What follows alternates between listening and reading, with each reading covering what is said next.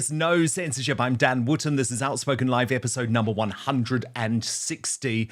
And goodness me, this war between Reform UK, which is atop another national poll today, by the way, and the dying Conservatives has hit a new peak, with Kemi Badenoch making a bedroom jibe against Nigel Farage in a cosy interview with the MSM to mark 100 days as leader. Nigel Farage has said that he wants to destroy the Conservative Party. I can't just treat it like it's a toy and have pacts and mergers. If you get into bed with Farage, you know, heaven forbid the image. We are done with your party. Meanwhile, Farage has distanced himself from Tommy Robinson. Some suggestions, by the way, that he may have said something about Tommy Robinson yesterday, but I can't work out the video, so I'll let you be the judge. We'll watch that later. But also admitted that he could be replaced by a younger leader in that dramatic photo shoot for The Standard we just saw. So in my digest next, I'll reveal that another senior Reform figure has quit in protest over Farage and Zia Yusuf. And then we're joined by the new permanent UKIP leader, Nick Tenconi, to discuss if there's any way the right can unite. Also coming up on the show today, why we must leave the ECHR after an Albanian criminal avoided deportation because of his child's aversion to foreign chicken nuggets. And can you believe this? LBC has branded anyone who now believes that there are only two genders as far right in the new left-wing media outrage that I will show you. Then in the uncancelled after show on Substack, Prince Harry admits trying to teach his 5-year-old about landmines as Meghan Markle proves she knows nothing about children. It has been a wild 24 hours at the Invictus Games. We'll give you the coverage that you won't get from the MSM with our royal mastermind, Angela Levin. She's got a big scoop, folks, as well. So you can sign up to watch the after show, www.outspoken.live. Certainly no shortages for our choices for Greatest Britain and Union Jackass today. You know you get to choose the Union Jackass. You can vote live right now in the live chat and we'll announce the winner at the end of the show. But great nominees today. So first up, nominated by Boggywood, Ashley Dalton. She's been appointed as a Minister for Health, but can't tell the difference between humans and llamas. We're going to talk about that with Nick later too. Nominee 2, Kim Leadbeater, nominated by Amanda Hunter, and the reason is for her dishonesty, deception and deceit. She knew all along that her judicial safeguard was unworkable and would need to be ditched. Shame on her and all who lied with her. That is, of course, in relation to the assisted dying bill.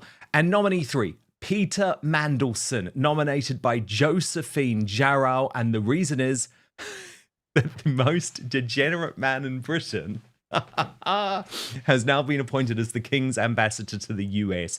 What an insult to the US. So 3 good choices there. Get voting. I will reveal the Union Jackass at the end of the show and today's Greatest Britain too, so stay with us right until the end of the show. But now, let's go.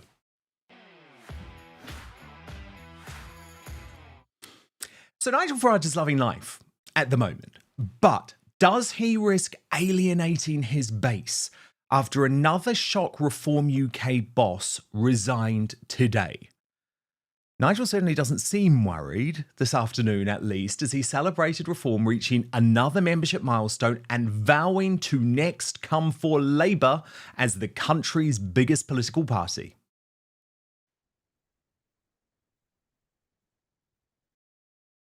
Meanwhile, 50 years since Margaret Thatcher became Tory leader, hopes that Kemi Badenoch could be a second Iron Lady seem far-fetched at best. She's been reduced to making cheap sex slurs against Mr. Farage with her few remaining supportive MSM journalists at the Daily Tea.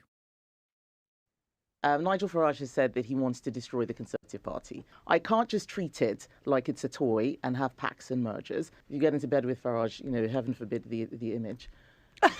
We are done with your party. But if Kemi had been reading The Telegraph, she'd realise that even its sound star columnists like Tim Stanley now acknowledge the Tories have no God-given right to govern. And her decision to describe a deal with Reform UK as for the birds hasn't gone down well with that shrewd reader of British Public Mood, former Sun editor Kelvin Mackenzie, who posted on X, Kemi Badenoch has signed her own death warrant when she told The Telegraph a pact with Reform was for the birds. She believed a deal would drive away Conservatives who, quote, did not want to get into bed with Farage. She's wrong. Nobody wants a merger, but they do want an accommodation. Kemi won't deliver that. She has to go. And I think Kemi has to go for a whole load of reasons. I mean, even her decision to take a leaf out of Trump's playbook by appearing on new media platforms has failed thus far. Because I watched her interview on trigonometry at the weekend, and it was a car crash.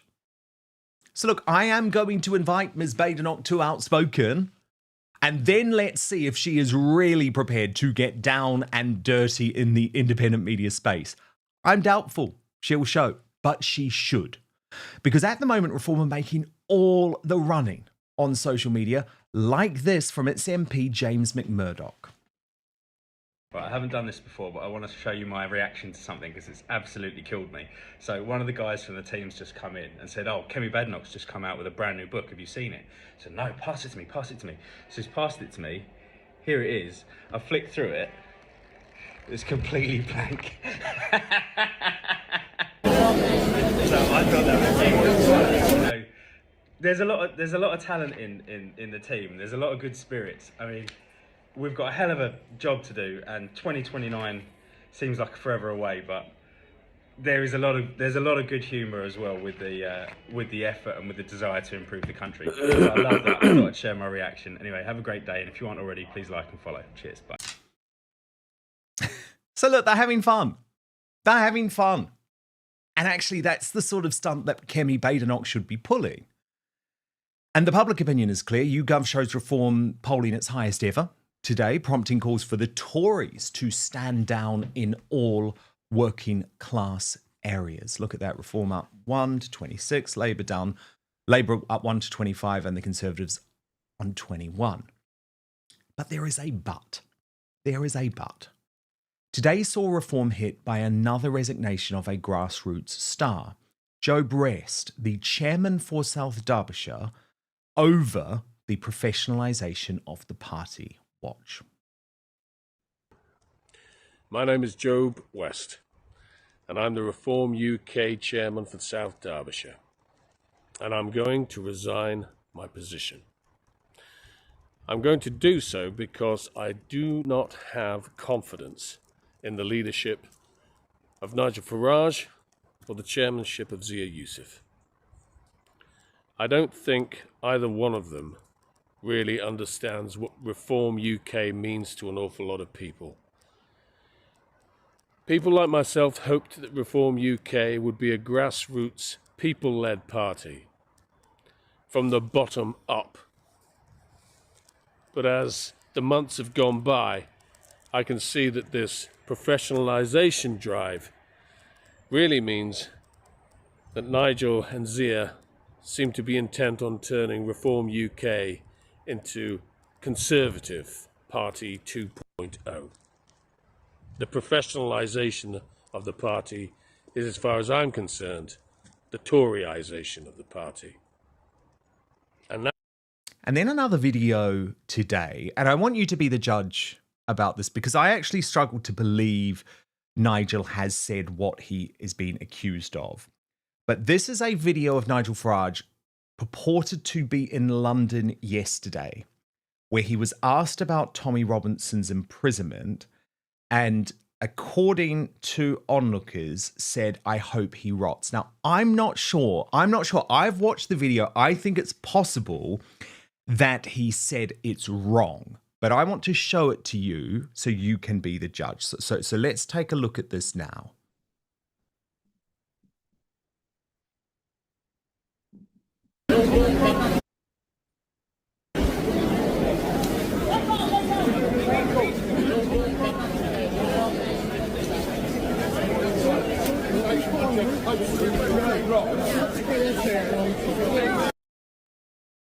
I'm really not sure. I think it's more likely that Nigel said it's wrong, because that is what he did say in the Standard interview. But I will ask the question, of course. There were actually 3 answers from Farage in that Standard interview that I wanted to share with you. So the first was excellent. He was asked, what do the Conservatives stand for now? And he replied, I have no idea. I've no idea what purpose they serve. They're divided too. Kemi will last a year or 18 months. Her biggest problem is leading a divided party. She's just continuity, Kemi. It's the same old party. What did she do when she was Women and Equalities Minister? Did she mention grooming gangs once? No, not once. But then there were 2 final questions, which I thought raised some issues. So he was asked what was the worst aspect of the city, referring to London. And Nigel replied that parts of it are unrecognisable as being English, and the fact we've allowed these enclaves to set up with no interaction with people who have been here for generations. So far, so good, right? But Dylan Jones, the interviewer for The Standard, asks, come on, you might be able to stop the influx, but you won't be able to change those communities. And Nigel replied, what's done is done. Now, not everyone is going to agree with that defeatist approach.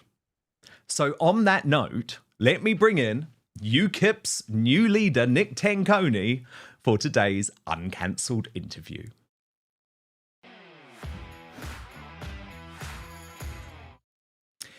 Nick, firstly, congratulations. The new permanent leader of UKIP, Nigel Farage's former party, of course. I'm sure you're delighted.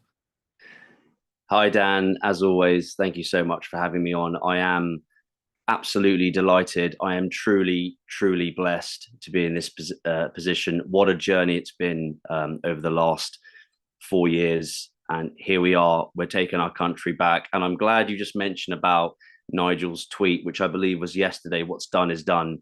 You're wrong, Nigel, and you're not fit for purpose. What's done isn't done. We're going to undo it, re-engineer society. We're sending them home. We're taking our country back. Shameful. And this is the big difference, right? This is the fundamental difference, I guess, between your leadership and Nigel Farage's leadership. So he believes that the demographic change to the country is probably locked in. He believes it's going to be necessary to have a strong Muslim vote for Reform UK. So it doesn't look like he is going to campaign against Islam. And you're saying, actually, that's not good enough. Yeah, so item 1 is there's a suspected 1.2 million who shouldn't be on British soil. So you've got your foreign nationals in our jails, deported. You've got your 100,000 illegals in our hotels, deported. You've got your 39,000 Islamists on MI5's terror watch list out of the 45,000 deported. So you've got your low-hanging fruit, i.e. we know where these people are. You've got your people on visas claiming welfare, deported. Obviously, close the borders, release the armed military into the channel, end immigration, close the borders, start encouraging our grassroots, Gen Alpha, Gen Z, and what's left of the millennials who are yet to start a family to actually start having children, to get married and actually live a happy life. So that's part of it. And then, of course, you've got the wider piece around remigration. So let's take what Nigel's saying. What's done is done. So again, there's that liberal mindset, live and let live. Don't upset the Conservative Party too much because we can't go anywhere without them. Reform might have the momentum. They might have the 25% in the polls. We get obsessed and bogged down with polls. Ultimately, the Tories hold the key in terms of the uni party. They hold the key. They're not in power. Doesn't matter. They still hold the key. Nigel knows that. Nothing can break that unless you return a majority. Reform aren't going to do that.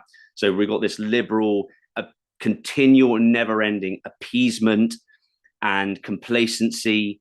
And what's done is done. I love that. That's brilliant. Why would you ever say that, Nigel? I'm going to use that an awful lot. Pandering to the Islamic vote. Again, what's done is done. These people are our friends. Well, yeah, there are good people from all walks of life and faiths. But to en masse cuck and to bend the knee and to go out of your way to both say that, use that rhetoric, and to instill a Muslim chairman, you mentioned the differences. There are many. Dan, we're offering the British people a referendum on the death penalty. We're talking about mass deportations. We all know that it's 3 to 5 million, but it probably goes north of 10 million. And we're also going to devolve the Welsh and Scottish and Northern Ireland parliaments. And then there's just the small issue of the fact that I would never install a Muslim into high command, because we're a Christian country and we're putting Christianity back into the heart of government. So huge differences, differentiators and USPs between UKIP and Reform.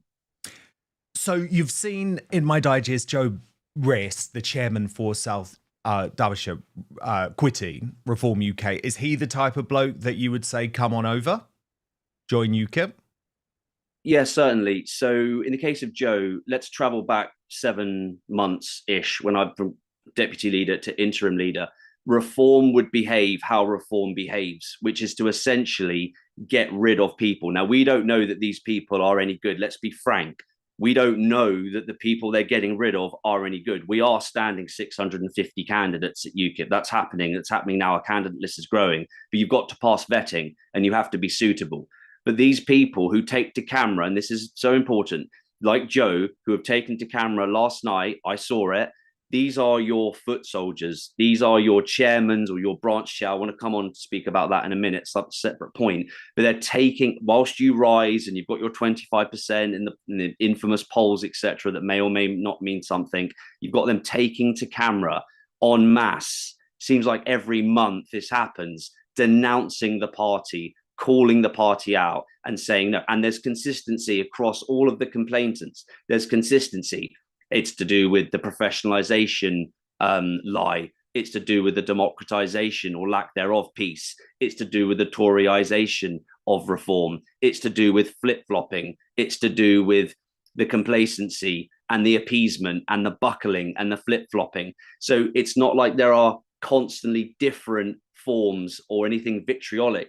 It's good people taking to the internet, and God bless Elon and Twitter for the space to do so now that it's free, and saying, sorry, everything that guy said last month and the month before that, it's actually all true. This is hugely problematic. I'm leaving.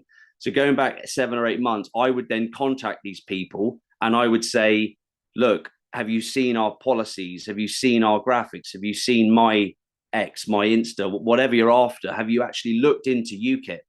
Now things have changed. My message remains that my hand is extended to good people who put their hope and faith in Reform, who have further been downtrodden, who have further been betrayed. Once again, we absolutely have to stop this, because morale, momentum, and will, even though the tide is turning, very true, it is at an all-time low. So my hand remains extended. I'm no longer chasing these people. UKIP is rising. It's time to get in touch with me or with the party. Then there's the other big difference, I guess, is Tommy Robinson.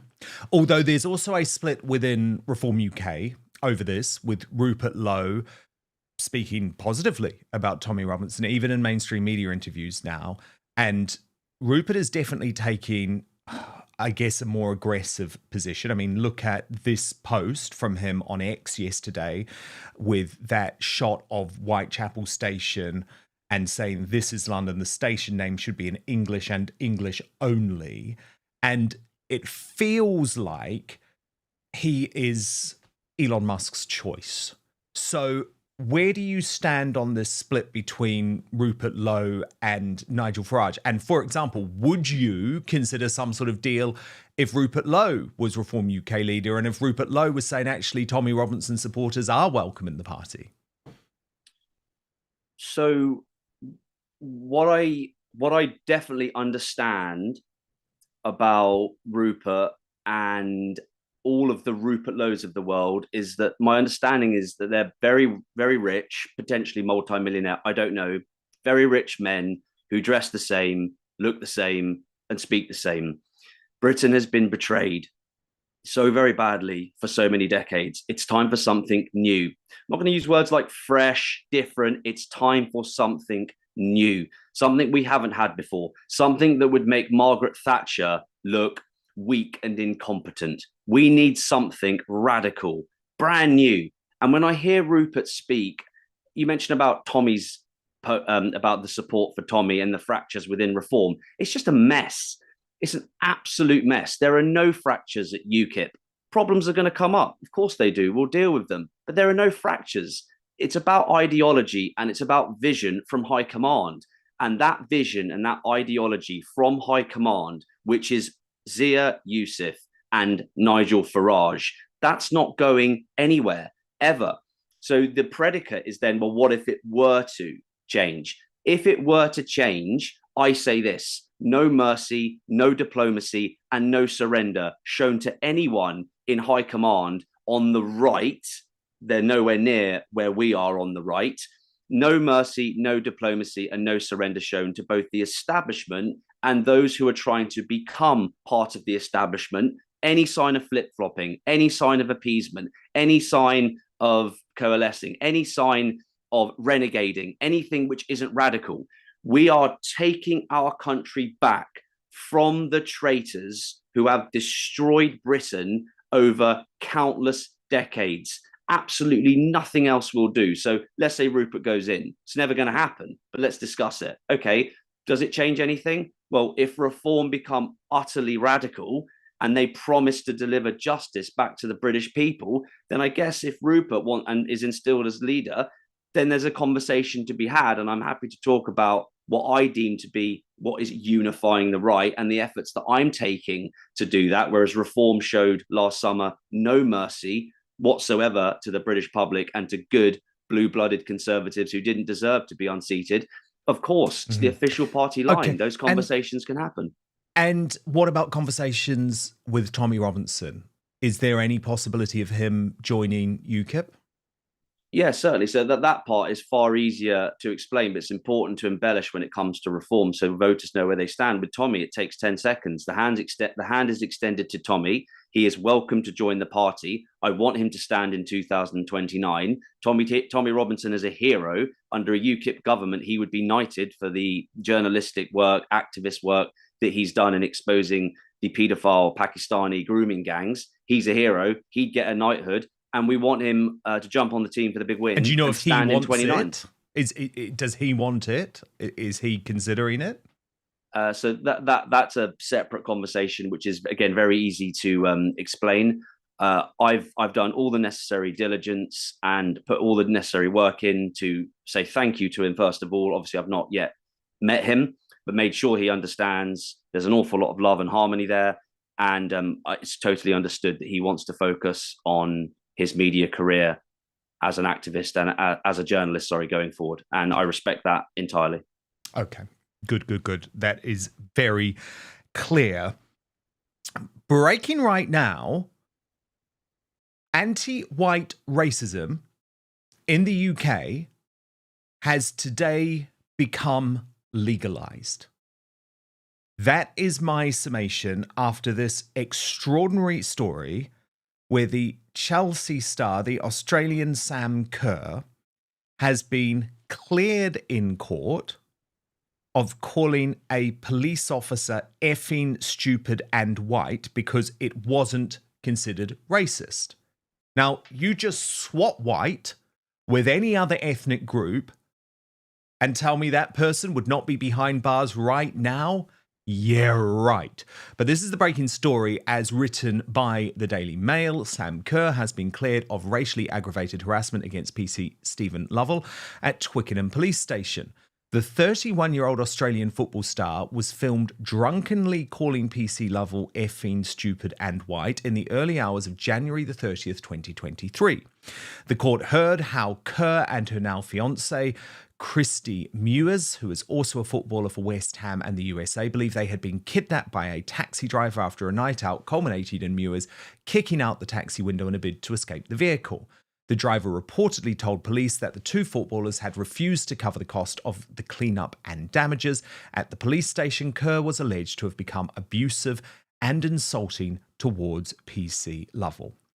So let me bring in UKIP leader Nick Tenconi on this. Nick, can I be very clear? Firstly, I don't want anyone going to court for their language, right? I certainly don't want anyone going to prison for their language. However, If you replaced white with black hair, if you replaced white with Asian, or let's be honest, virtually any other minority group, that celebrity would be locked up. Yet anti-white racism is now just accepted in the UK. It's part of life. It's accepted by the judiciary. It's accepted by the authorities. It's accepted by the politicians. This is so wrong, is it not? Yeah, it's so wrong. And frankly, I quake with rage. We're pledging at UKIP to end racism against whites. We denounce racism. We also denounce racism against white people. Look at the state of it. When we say, which is common on the right, daily you'll hear it, our institutions have been infected. Our institutions have been captured. We're talking about the blob. We're talking about the justice system. We're talking about the police, the CPS, our schools. It is at the church, the synod. Everything is totally captured and anti-white, anti-Christian, anti-masculinity. There's all sorts of different campaigns. Look at this example that you bring up. Imagine if you replace white with black or any other, as you say, any other ethnicity. And it's being taught in our schools, Dan. It's being taught on our university campuses. White guilt, hate yourself. You should be paying reparations. You should feel ashamed. So we're producing downtrodden, emasculated, effeminate, cucked, bending the knee men because they are so anxious and depressed and downtrodden. Now, this is obviously not a high profile case, but obviously it's gained an awful lot of notoriety. It sickens me that in reality, a judge has let this go. And we see the two-tier justice right there, something that Kemi Badenoch doesn't believe exists in Britain. It's absolutely disgusting and it's got to end. It's the weaponization of race. It is divisive, it is corrosive, and it needs to be completely eradicated from Britain. You know how the hard left view this, Nick, but let me show you and you can respond. So Narinder Kerr, race baiter in chief here in the UK, writes, "This should never have even gone to court. Sam Kerr simply told the truth, a correct observation in calling the cop white." And then this is the key line, Nick. "Part of the white system not known for treating people of colour fairly." Also, Cheryl Cole was cleared of racism after punching a black toilet attendant and calling her a black bitch. Yes, I keep receipts. How would you respond to Narinder? Well, I've got a rule when I'm training up my candidates, activists, and general rule of thumb in life. If it can't be reasoned with, and if it's a psychopath, it's called the 15-second window. Narinder is a very, very dangerous, very, very unwell human being. She doesn't deserve the time of day. She, as we call it, she grifts. She's a media grifter. She knows that she's going to get away with, her and Bushra can go right up to the edge of what is basically completely unacceptable because of their immutable characteristics. They know they can do that. So they play this game. They team up as well. So it's important for your viewers. I'm not going to spend too long on this, but the viewers need to be aware that these agitators are in place to further disenfranchise us, further depress us, make us anxious. The outrage I felt when you I've actually seen that tweet from her, but the outrage I felt, Dan, it's sickening. She is a race baiter. She is not a good person. She is not a virtuous person. She is not a nice human being. She is divisive. She is corrosive. She is utterly toxic. And I'll just bring in one more point because you mentioned about, you involved free speech there.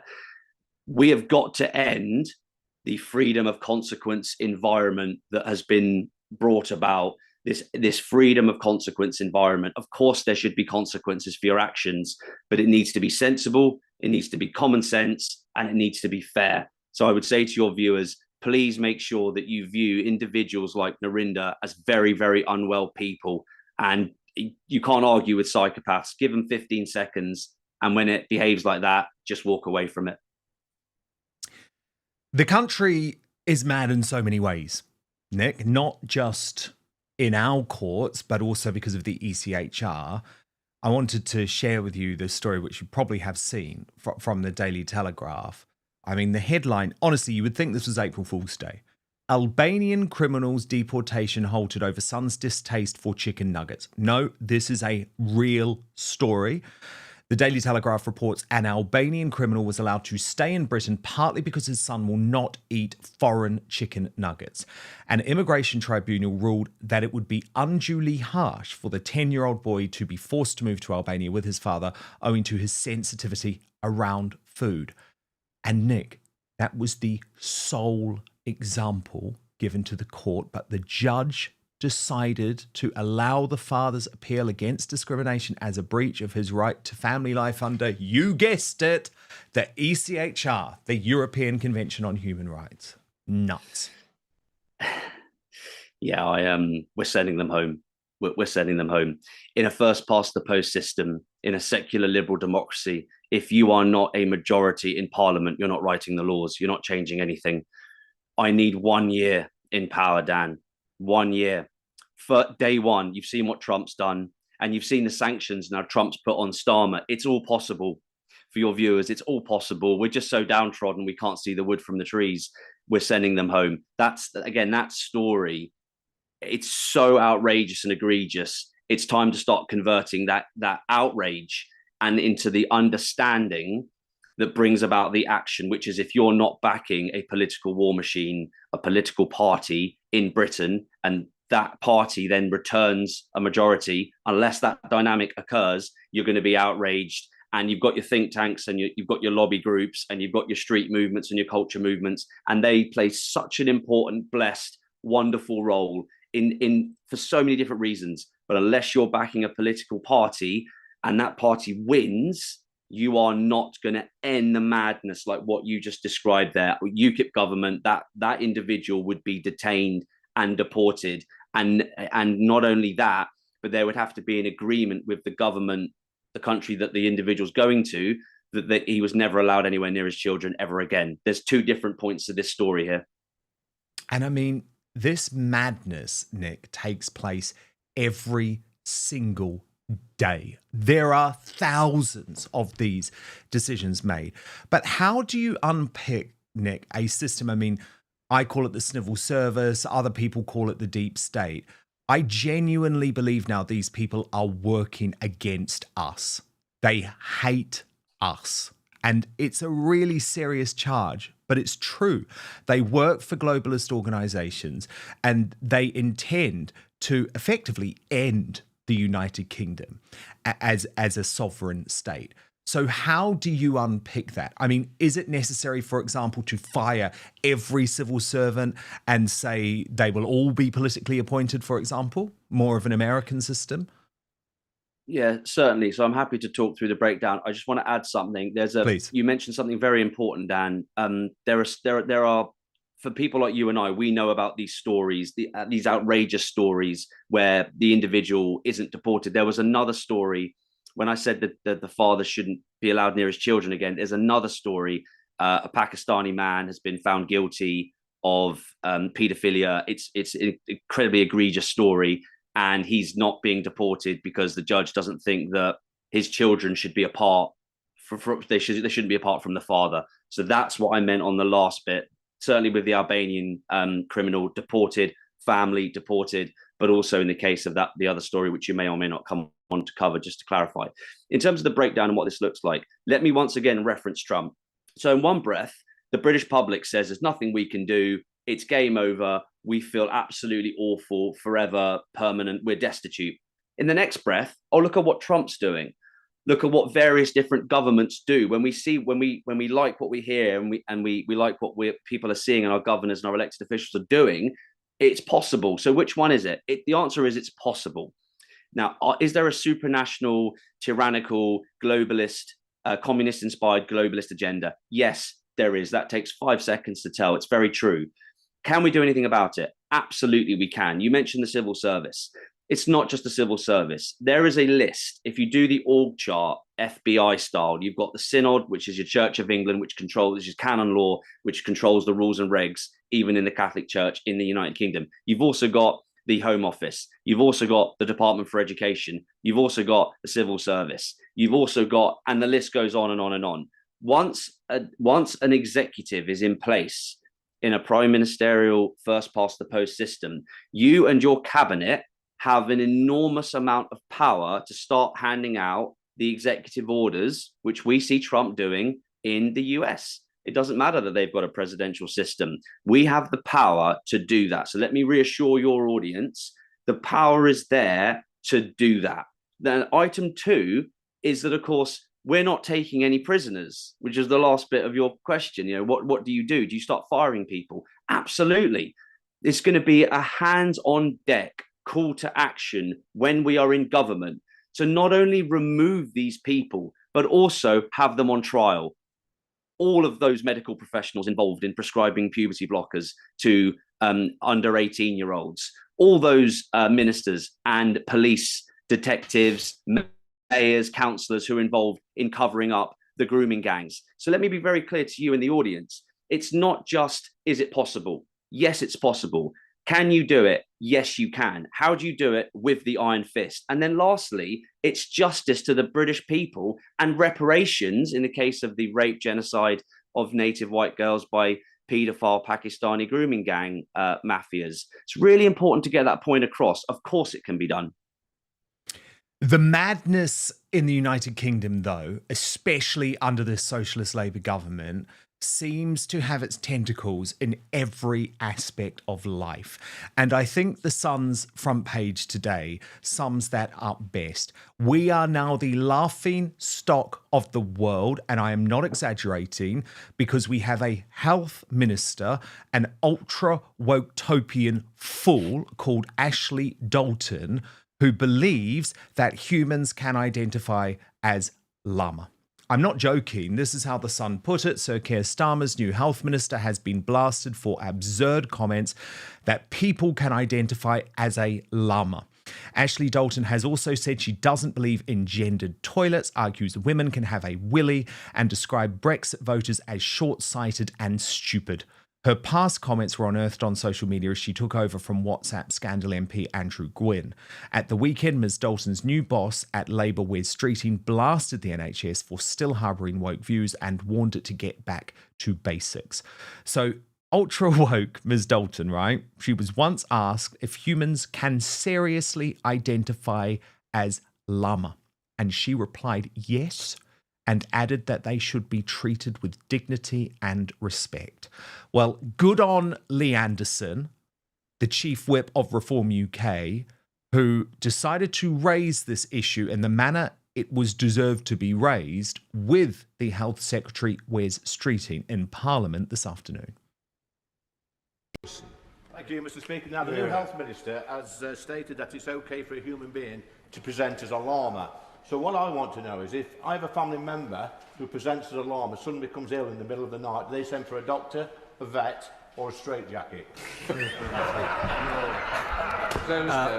Mr Speaker, I can just say to the honourable member that my honourable friend, the Minister for Public Health, believes in treating every human being with the dignity and respect they deserve, even the honourable gentleman.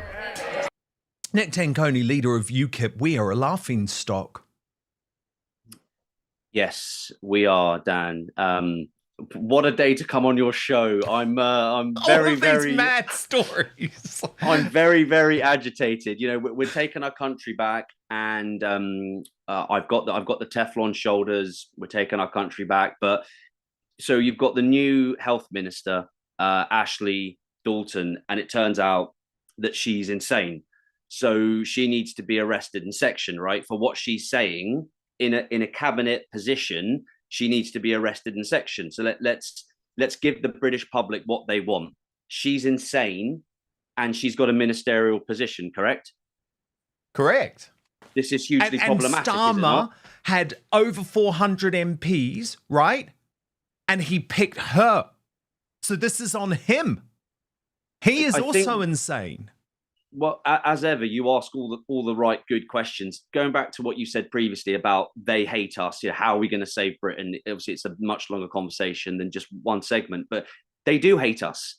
So to your point, so Starmer's got hundreds to choose from, and he picks this particular individual. When it comes to health, which is an incredibly important and broad topic, when it comes to health, she looks nothing like health.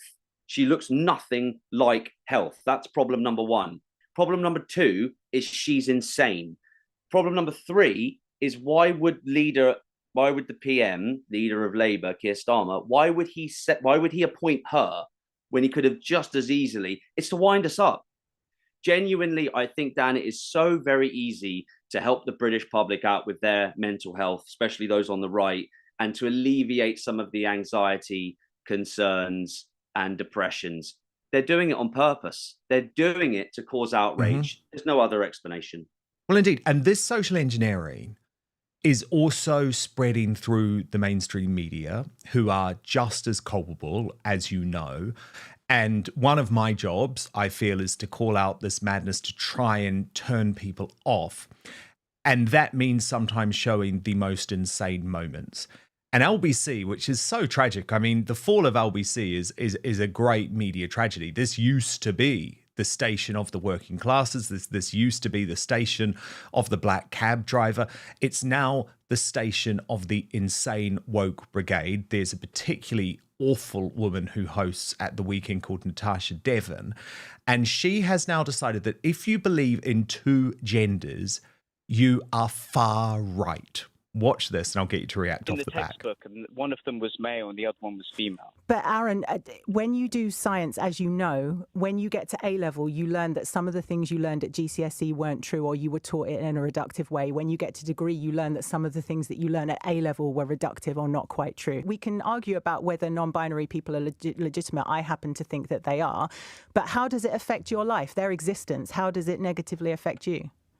Because I personally don't want to broaden my language where I don't want to be. I don't want to be inaccurate. I shouldn't be forced to be inaccurate. If I do I not have the right to think that there are 2 genders and that you have the right to think that, but what I'm hearing, Aaron, is that you've gone far right because pronouns make you sad. And I mean, this is the woman who appeared on LBC previously, Nick Tenconi, with the trans pride flag on her cheek. So she's an activist. She's not a journalist. Fine. You know, it's okay for there to be activists who appear on the radio. That is fine. But what isn't okay is for her to brand a caller who simply believes in biological reality as far right. What do you make of it? Again, another one for the asylum.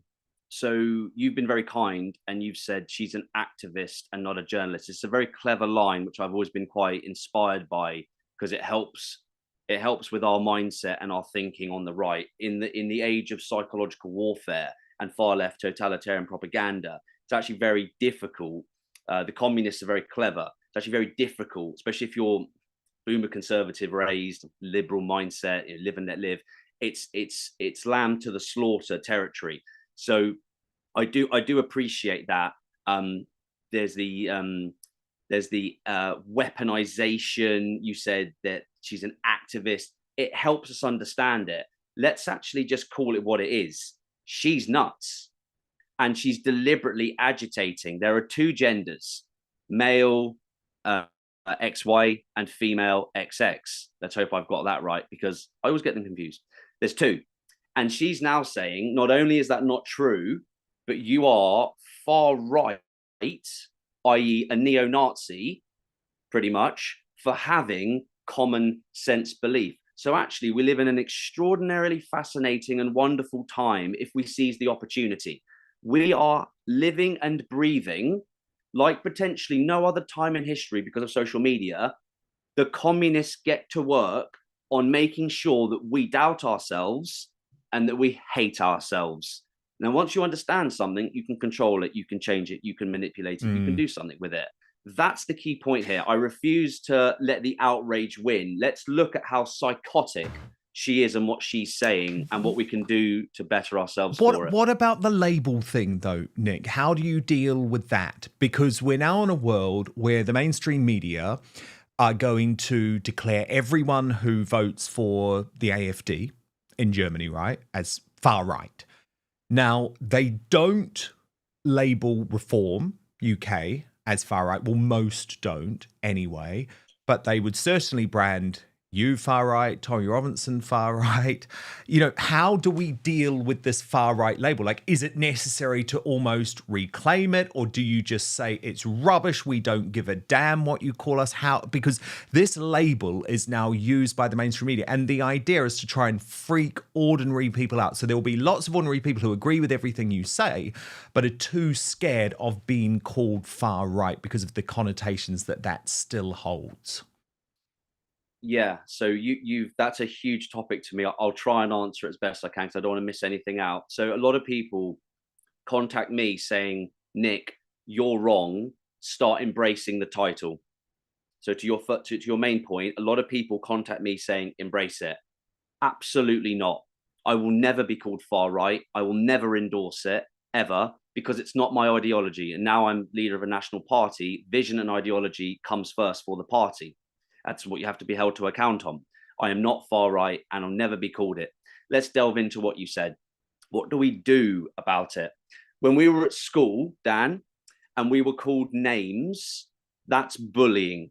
Well, we all know what happened to bullies when we hadn't lost our minds and we lived in an ordinary, normal time. You deal with bullies. Once bullies are dealt with, they stop being bullies. So it's a very important question. We need to stand up for ourselves. We need to have some courage. I wish there was a more sophisticated answer and I could do my little magic wand thing, but there isn't. I didn't want to involve godlessness, but it kind of comes into this. We are paying the price for liberal, secular practice, which was always en route to become live and let live, meek and mild, turn the other cheek. It is a lie. It is absolute nonsense. It is time to fight back. So let's take the workplace. Let's take a train journey, a taxi journey. Let's take your children's school teacher. When these vitriolic attacks, in direct answer to your question, when these attacks are put on ordinary, hardworking citizens, it is time to stand up for yourself. But in my previous point I just mentioned, if you don't understand it, how can you stand up for yourself? If you don't understand the mechanism behind the evil, how can you stand up for yourself? It is called far left totalitarian propaganda. It is designed to demotivate you, demoralize you, and denigrate you. And it is very cleverly thought out. But it ends when you say it ends. And that means understanding that you are in a position of strength. You are in a position of justice and righteousness. For example, in the mega conference in Europe, in the European Union, last week or the week before, I gave my speech and I stood up in a room full of people and I said, it isn't racist to not want your kids to be murdered and raped. It isn't racist or bigoted to not want migrant terrorism on your shores. Standing ovation. Do you see, I'm giving some practical examples to your audience here. It's so important and it's a great question.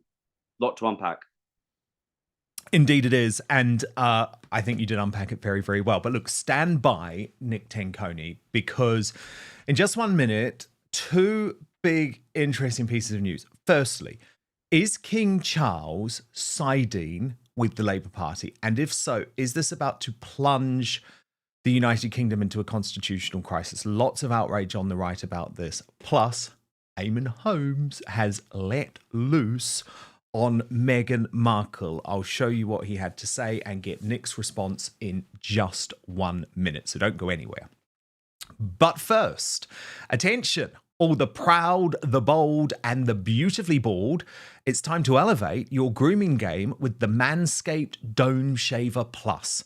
Designed for precision, comfort, and a flawless finish, this shaver is the ultimate tool for keeping your dome as smooth as your best pickup lines.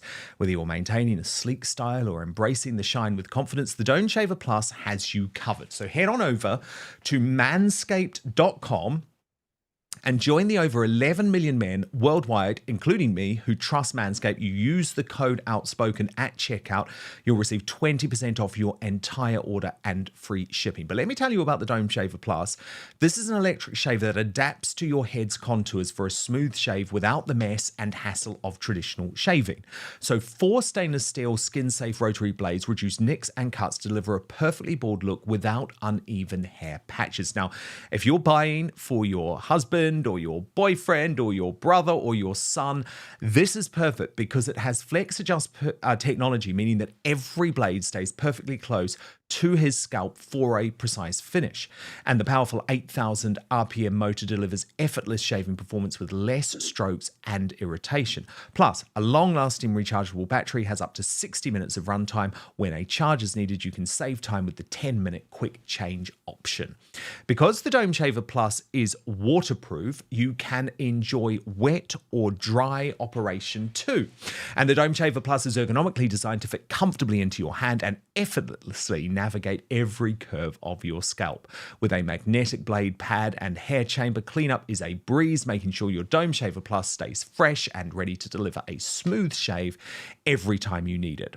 Grab the Dome Shaver Plus by the handle or palm the blade pad and glide it across your head like you're sweeping away last year's regrets.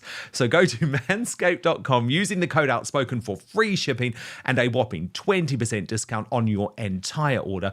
Get the Dome Shaver Plus today and experience a shave that is as smooth as you deserve. But now back to the show.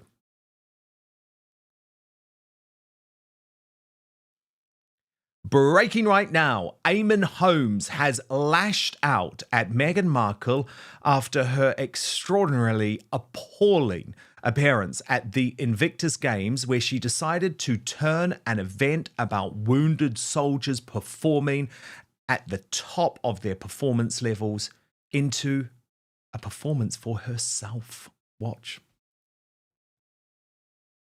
Trump said, I don't want to do that, he told the New York Post. I'll leave him alone. He's got enough problems with his wife. She's terrible. Oh. Now, that is misogynistic and mean, but it is probably also true.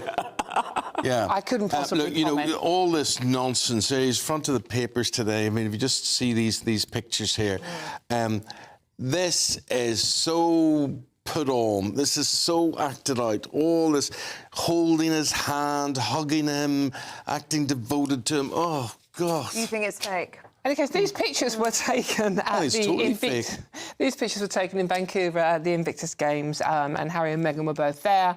And yes, I have to agree with you, Eamon. She was putting on a very public display of affection, like they were on some kind of first date. And you do think that maybe this was a reaction to Trump's comments and Harry's speech also to the disabled athletes, which is an amazing thing that he does. I like the lad. I think the lad has got a lot. I think the country would recondition themselves back towards him. I think he'd be welcomed back eventually. But her, no. I think you're right. And his speech was, he told the veterans, courage, values and humanity at a time where there is no shortage of crisis, no absence or uncertainty, no lack of weak moral character in the world. And I think that was a very, very thinly vowed dig at Trump after what he said about Meghan. So, Nick Tenconi, leader of the UKIP party, joins me now. Lots to pick up on here, Nick, because, of course, we did have Trump over the weekend say he's not going to actively try and deport Prince Harry because he's got enough problems with his terrible wife, Meghan Markle.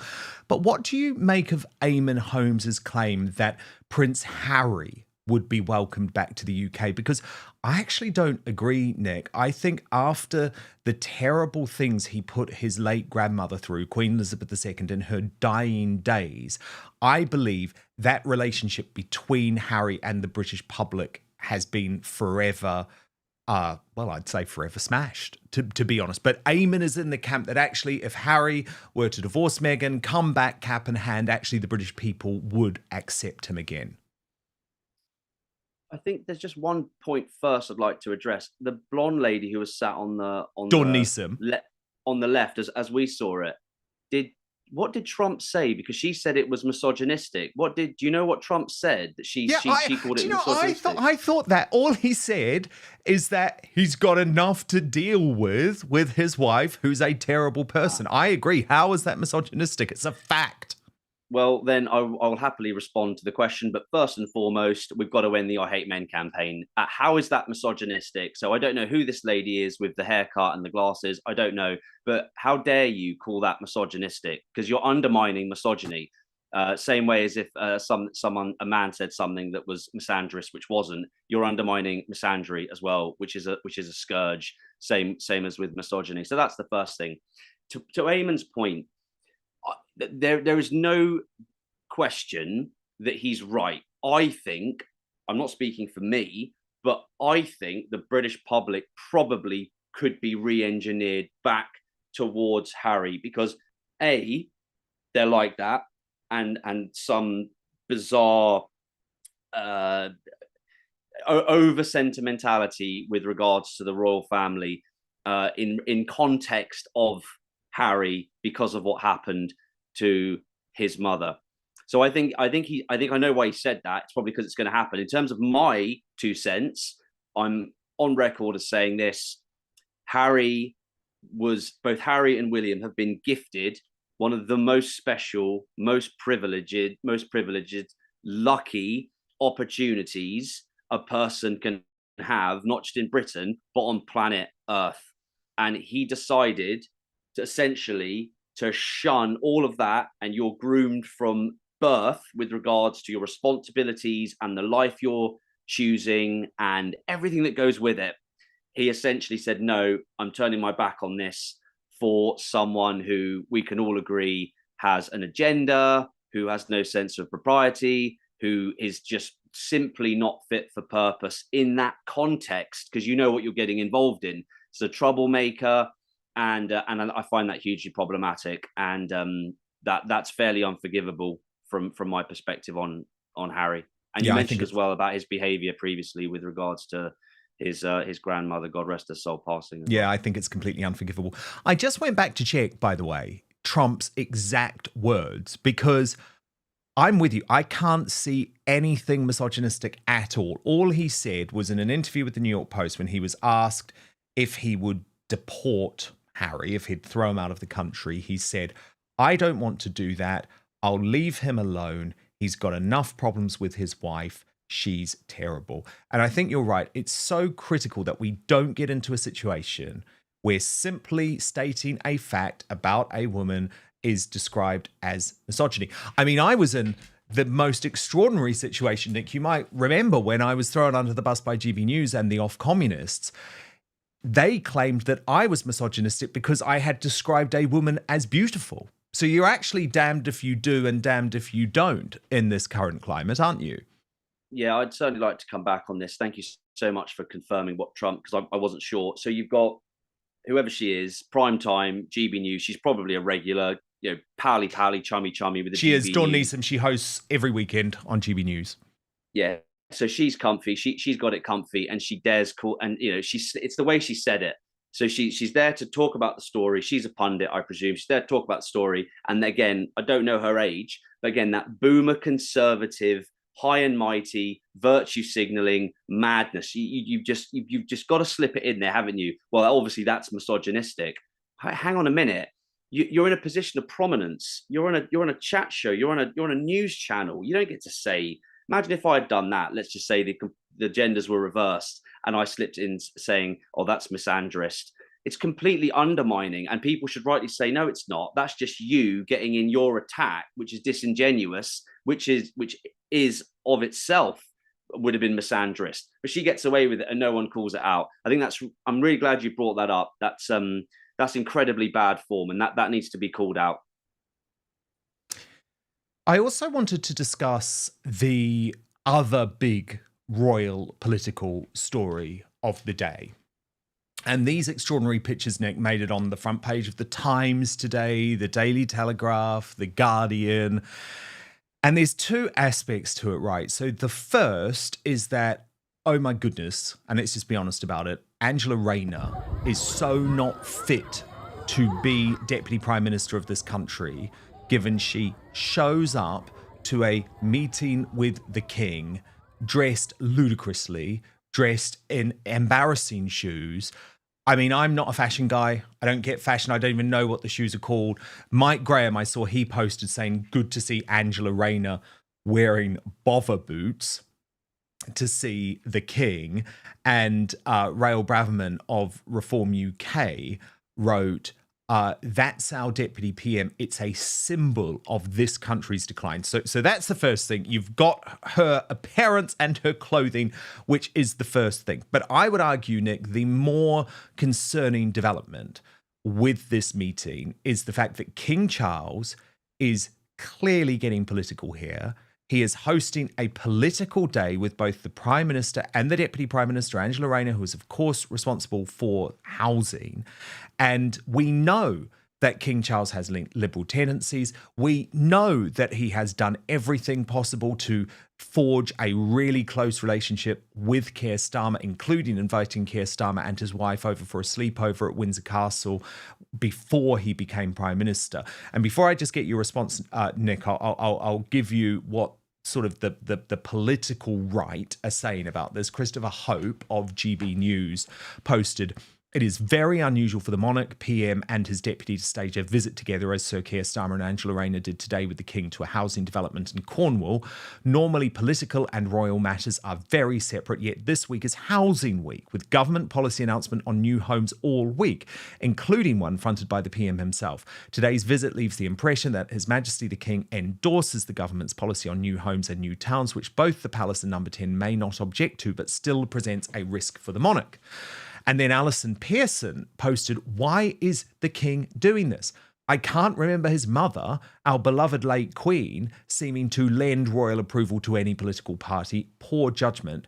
And from Rael Braverman, of course, recently defected from the Conservative Party to Reform UK, the husband of the former Home Secretary Suella Braverman, this King is making it way too hard to be a monarchist. So what is King Charles doing here, Nick? And should we be concerned? I mean, you know I'm a big royalist, a big monarchist, but this worries me. Well, I was a royalist and a monarchist under the late Queen Elizabeth, God rest her soul.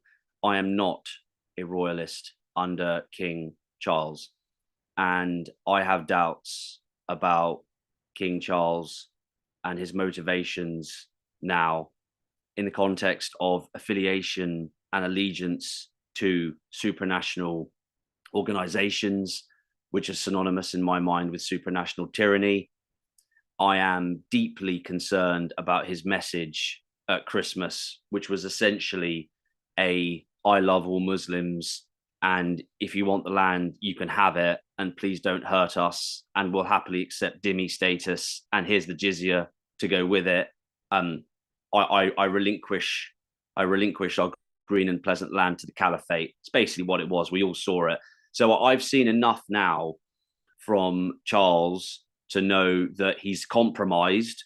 As with all the discussions about the agenda, we don't know by whom. We don't know the details outside of just inexplicable. Why would you want to burn your country to the ground? Style rhetoric. No one actually knows why, but we know there's an agenda at play, typically referred to as globalism. So I find what happened with Starmer and Rayner. By the way, you mentioned a few skeletons in Rayner's closet. Her son's a drag queen. Just FYI, I'm 99% sure he's a drag queen. You might argue that that's absolutely fine and there's no problem with that. And I check out the pictures and stuff on Instagram. It's weird. But anyway, King Charles, I'm going to be very candid with you, Dan. If I was king, I'd say to Starmer, release our political prisoners, stop trying to kill our elderly, stop trying to tax us into oblivion, stop waging your war on farmers, pull your pants up, son, otherwise we're going to have problems. And instead, he's cozying up to them. I find it totally unacceptable. Yeah, it's interesting you mentioned the Angela Rayner thing. This is my understanding of her son. He was an OnlyFans star, I think, with his wife, maybe, rather than being a drag queen himself, but still quite an extraordinary position. Yeah, that was it. Yeah, that was it. Yeah, I just, again, it's not necessarily her fault, but equally, you're the deputy prime minister and your son's doing that. It's just not taken seriously. Let's say that he'd been caught speeding or driving without insurance or drunk behind the wheel. Look, that's down to the courts and the police, and don't do silly things and don't put people's lives in danger, certainly. But this is when it's perverted and deviant and degenerate and OnlyFans, thus it's problematic. So, but thank you for clearing that up. Not drag queen story, but porn by the sounds of it. Yeah, well, exactly. Hardcore pornography, which some people would argue is worse. I mean, it's an interesting one, the Angela Rayner conversation, because it was revealed in this new book over the weekend, Get In, which is all about the secrets of the Labour Party, that she had described Prince Andrew as a paedophile, effectively, and use a word beginning with N to describe him as that. And it's just, yeah, it's a very odd one, isn't it? Her relationship with the royal family, but it's very clear that King Charles obviously wants to cozy up to her. Yeah, I think it's hugely problematic. There should be one thing. This goes back to what I said earlier on in the program. Command me, give me the order, get me into Westminster, and you'll see exactly what Trump's done over there. It's a common sense thing to do, and you're also going to sit down with the king, and you're going to say, what exactly? Where is your allegiance? Where does your allegiance lie? Because if you want the public to be to you, it needs to be, it's two-way street. And at the moment, we're not seeing that. It's the kind of iron fist and tough crackdown that's required. And it goes back to what we were talking about in the beginning. There's going to be changes. When we take our country back, everyone needs to put their seatbelt on, buckle up, buckle in, because there's going to be changes. We're so far fallen. It's not going to be a very nice time. No different from the fallout from Brexit. This is the price you pay for getting your country back. These tough conversations need to be had with these people. King Charles is one of them. Fighting talk from Nick Tenconi, who is the new permanent leader of the UKIP party. Nick, I always love having you on Outspoken. Please do come back very soon, and congratulations again. Thank you, Dan. Now, lots of feedback coming in from you. So let me get to it, actually, before we reveal today's Union Jackass and Greatest Britain. On the issue of Kemi Badenoch, which we were discussing at the top of the show, Barry Clayton posted, Tory MPs will oust her very soon because they will be toast at every upcoming election, starting with the council elections. I mean, what was hilarious is that yesterday Kemi Badenoch was just accepting the fact that the Tories are going to lose every single council, which is just nuts. On the issue of reform, though, David Adams writes, Farage needs to park his ego, bring back Ben Habib, then make Rupert Lowe leader. Well, I don't think that's going to happen. Certainly not in terms of it being Farage's choice. Obviously, once the party democratises, that could be different. But Heather Ashley writes, remember, Nigel has to tread a fine line, but I definitely believe if he came in tomorrow, Tommy would be out ASAP. Rupert and others do not agree with Tommy as political prisoner. And Alex writes, personally, I think Nigel is establishment, too weak to do what is required, and Musk can see this. Okay. Great comments, as always. But now, it's my favourite part of the show where we reveal today's Greatest Britain and Union Jackass. And as we go to the nominees, let me reveal the results. In third place, with 16% of the vote, nominated by Amanda Hunter, Kim Leadbeater for her dishonesty, deception and deceit over the assisted dying bill. In second place, with 27% of the vote. I'm surprised by this one. I think she would have been my pick, but it's your choice. Of course it is. Ashley Dalton, nominated by Boggywood. She's been appointed as the Minister for Health, but can't tell the difference between humans and llamas. But it's official. Today's Union Jackass, Peter Mandelson, nominated by Josephine Giroux, who wrote The Most Degenerate Man in Britain, now appointed as the King's ambassador to the US. What an insult to the US, and it is. And a very special Greatest Britain winner today, nominated by Big Mama Booth. Love that name. Big Mama Booth, nominated, and our Greatest Britain is Katie Ames, trying to get justice for her father, David Ames, murdered, of course, in a terror attack by an Islamist extremist. And a programming announcement, Katie Ames will be here tomorrow reacting for the first time to this bombshell report about the David Amess killing. So tomorrow's show is going to be must watch. Katie Amess is an amazing woman, and I'm really looking forward to having her. So do make sure you're with us at 5 p.m. UK time, midday Eastern, 9 a.m. Pacific tomorrow. Very, very important conversation to be had live. But we're not done for the day, because we move to Substack now for the uncancelled after show. This is extraordinary. Angela Levin is up to reveal why Prince Harry has admitted to trying to teach his 5-year-old about landmines, as Meghan Markle also proves she knows nothing about children. Now, Angela Levin has some big exclusives to reveal over on Substack, www.outspoken.live. If you are watching on YouTube and Rumble, make sure you hit subscribe. Most importantly, I promise to keep fighting for you, but I hope to see you in just a couple of minutes on the after show on Substack with Angela Levin.